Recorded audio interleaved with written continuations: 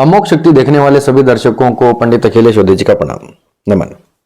मित्रों, बहुत दिन हो गए, काफी समय हो गया मुझे ज्योतिष के विषय पर कोई वीडियो डाले हुए। मेरे पास प्रश्न भी आते हैं, मेरे पास इतने कॉल्स होते हैं कि मैं पूरा समय नहीं दे पाता, लेकिन फिर भी आज मैं एक बहुत कॉमन प्रश्न का उत्तर देने के लिए आया हूं। बहुत सारे वीडियोस अवेलेबल हैं यूट्यूब पे। देखिए, सभी अपने अनुभवों से और अपने ज्ञान के आधार पर ही कोई वीडियो बनाते हैं और किसी विषय पर बात करते हैं। मैं अपने ज्ञान के आधार पर, अपने रिसर्च के आधार पर मैंने जो कुंडलियां देखी हैं अब तक, तो मेरा अपना रिसर्च है। ग्रंथों में क्या लिखा है, हमारे गुरुजी ने जो हमें सिखाया, उसके आधार पर तो सारा निचोड़ जो लगभग काफी सटीक है, उस पर मैं बात करूंगा। मंगल दोष या मांगलिक दोष।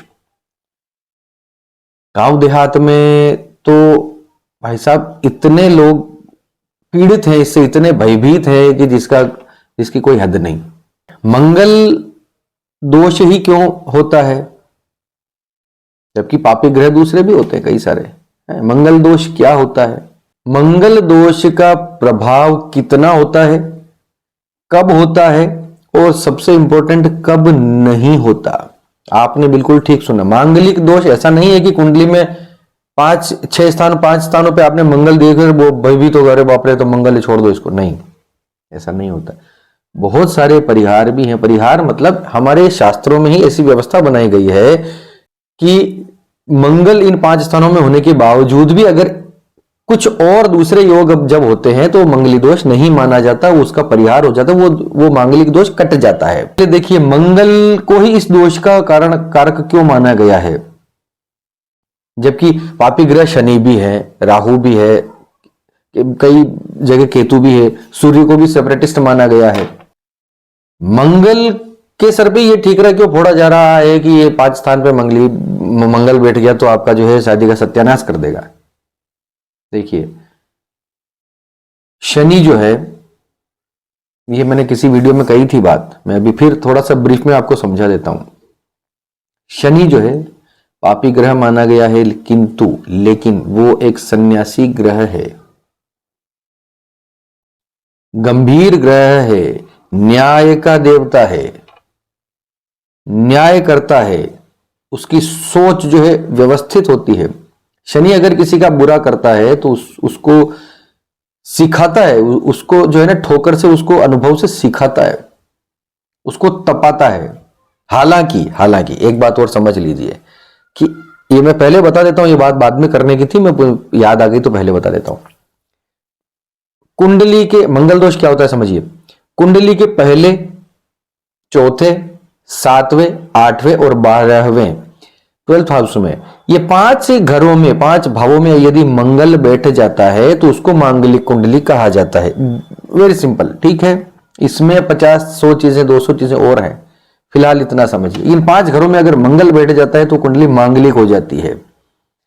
मेरा अनुभव यह है कि इन 5 घरों में यदि किसी पापी ग्रह से संबंध बनाते हुए, मंगल नहीं है, मंगल को छोड़ दो, किसी पापी ग्रह से संबंध बनाते हुए यदि शनि और राहु हैं या सूर्य भी हैं, तब भी लगभग परिणाम उतने ही बुरे होते हैं। इसमें और 50 तरह की चीजें होती हैं, मैं सारी बात करूंगा। तो अकेले मंगल को यह दोष दे देना ठीक नहीं है। मंगल के अलावा शनि और राहु किसी पाप पीड़ित होकर, पाप से ग्रसित होकर इन 5 स्थानों पर बैठे हैं, तब भी दुष्प्रभाव देंगे।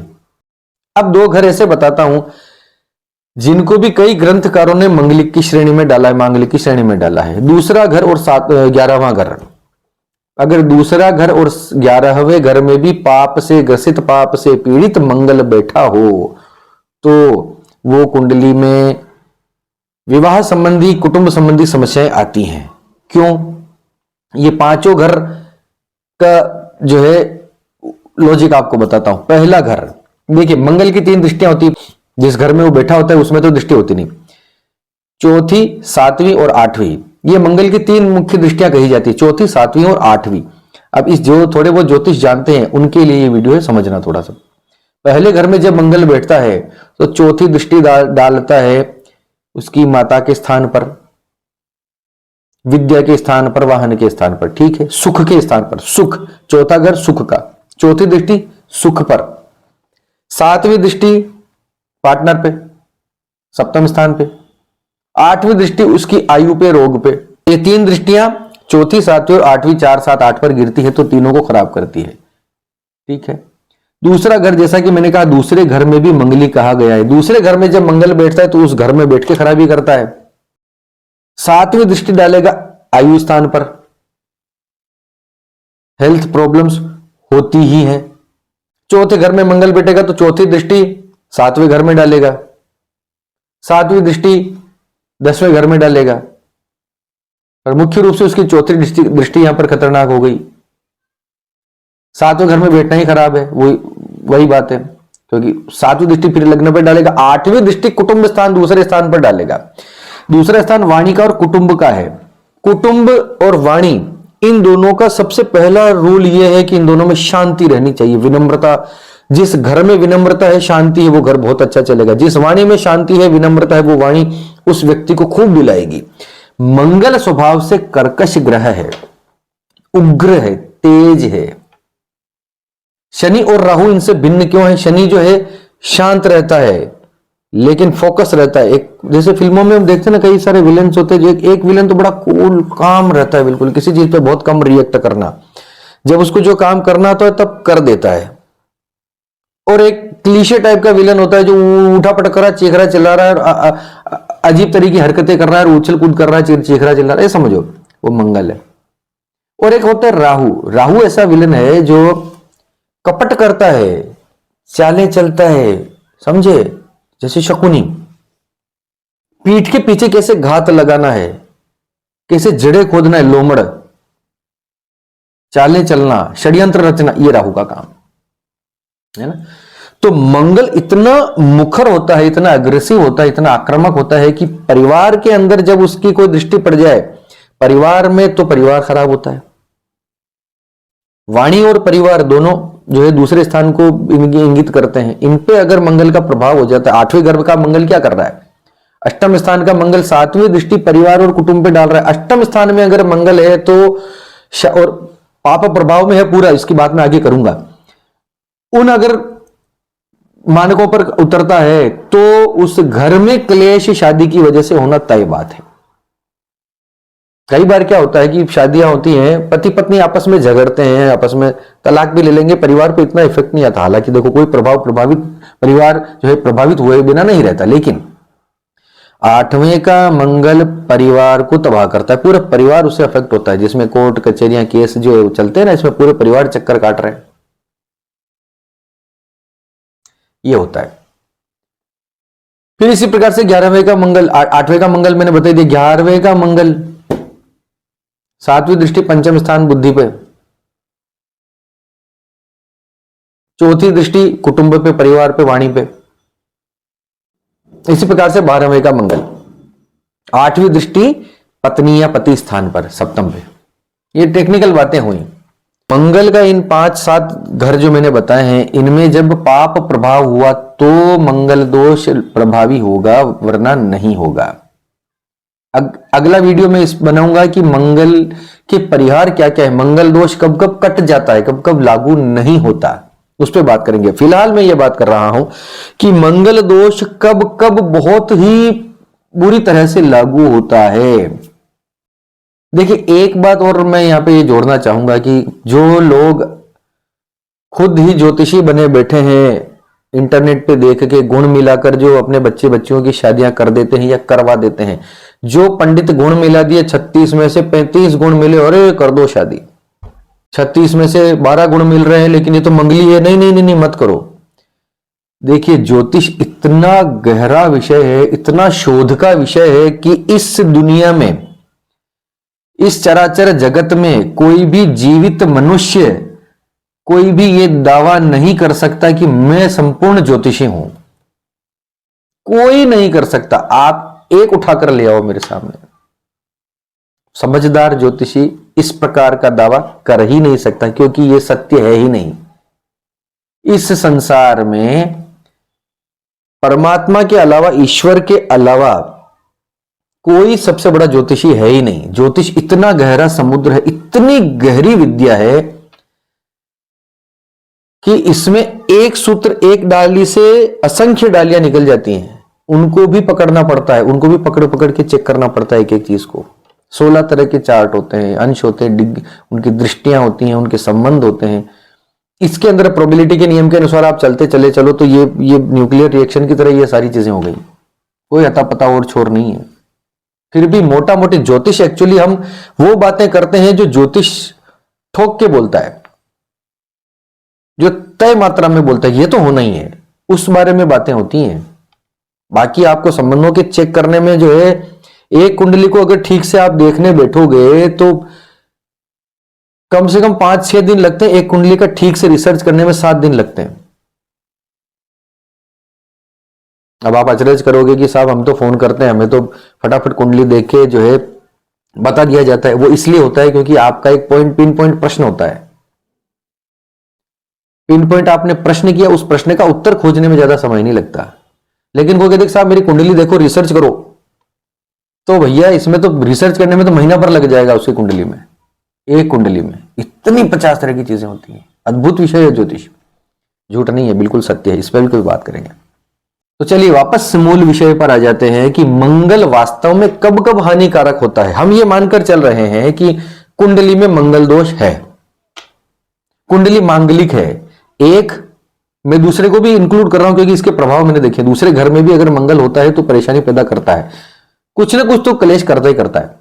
तो 1, 2, 4, 7, 8, 12 ये 6 स्थान में लेकर चल रहा हूं और आप भी ये मानकर चलिए कि फिलहाल इन 6 स्थानों में मंगल है। अब हमें कब उससे डरने की आवश्यकता है और कब उससे डरने की आवश्यकता अधिक नहीं है। डरने की आवश्यकता कब है ये सुनिए। देखिए 27 नक्षत्र होते हैं हमारे ज्योतिष के अंदर।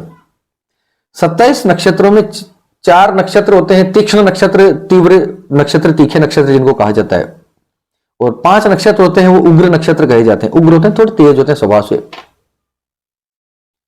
इन 9 नक्षत्रों के अंदर अगर मंगल बैठा हो, मंगली होकर उन 6 स्थानों के अंदर, तो आपकी कुंडली में विवाह संबंधी, शादी संबंधी समस्याएं आना तय बात है। 4 नक्षत्र जो मुख्य हैं, जो 4 विलन नक्षत्र हैं मंगल के साथ, जो विश्व बनाते हैं, मंगल जिसमें हो। पहला नक्षत्र आर्द्रा नक्षत्र,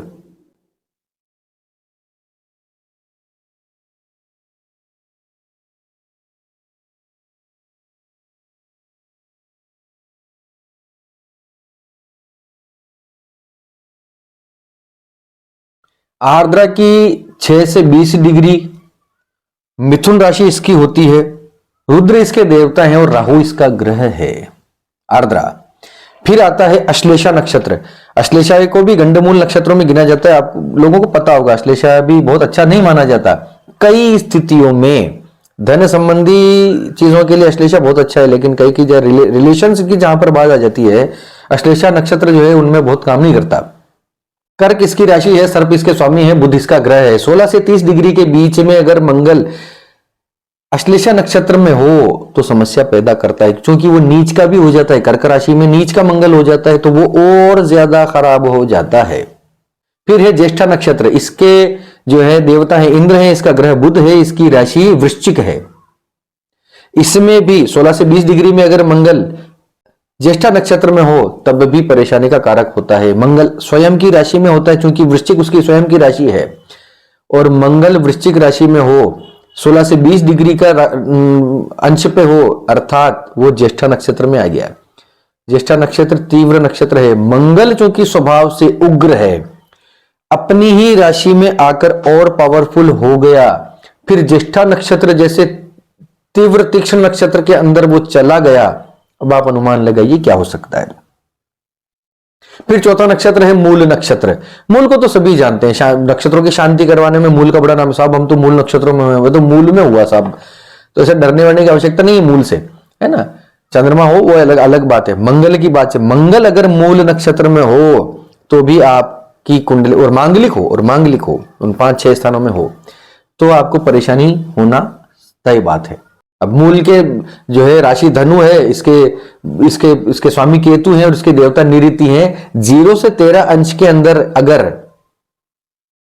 धनु राशि में मंगल बैठा हो तो वो आपके मूल राशि में आ गया। और वो फिर मैं बता रहा हूं, बार बार रिपीट कर रहा हूं, पहले, दूसरे, चौथे, सातवें, आठवें और 12वें भाव में मंगल इन 4 नक्षत्रों में हो तो समस्याएं हैं।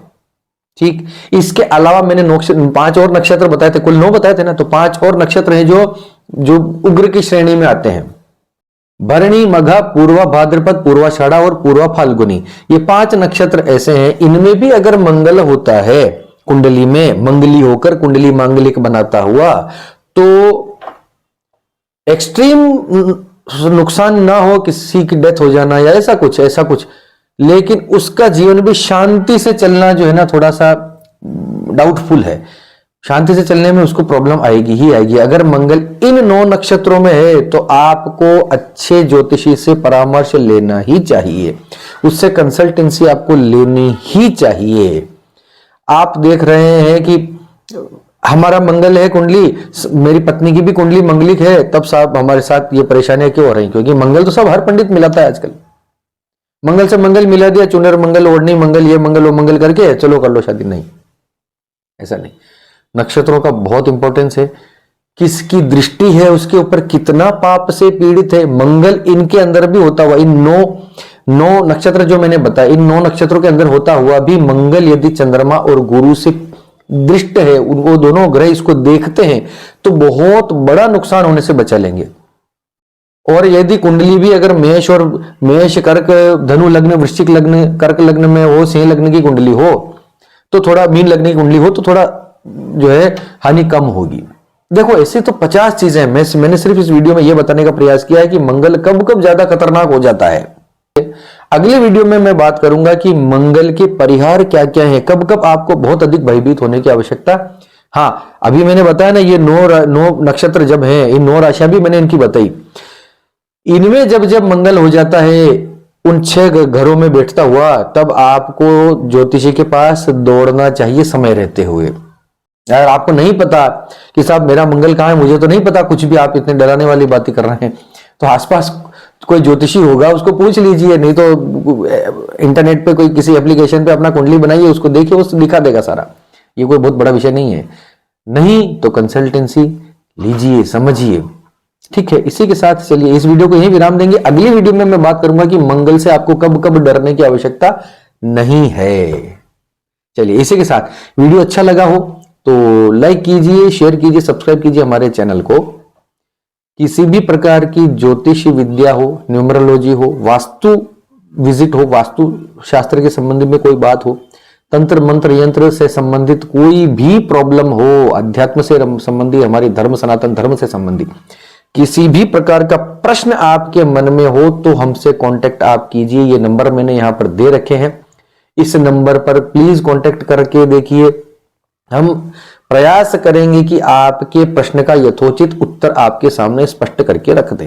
हमें आता होगा तो हम बताएंगे, नहीं तो पुस्तकों में देखेंगे, ग्रंथ ढूंढेंगे, ग्रंथ खंगालेंगे, नहीं तो हमारे गुरु वचन से, गुरुवाणी से सीखेंगे, गुरु जी से संपर्क करेंगे।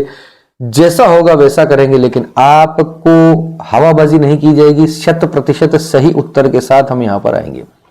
इसी के साथ आप सबके मंगल की कामना करता हुआ मैं पंडित अखिलेश औदिच्य आपसे विदा लेता हूं। धन्यवाद। सर्वे भवन्तु सुखिनः।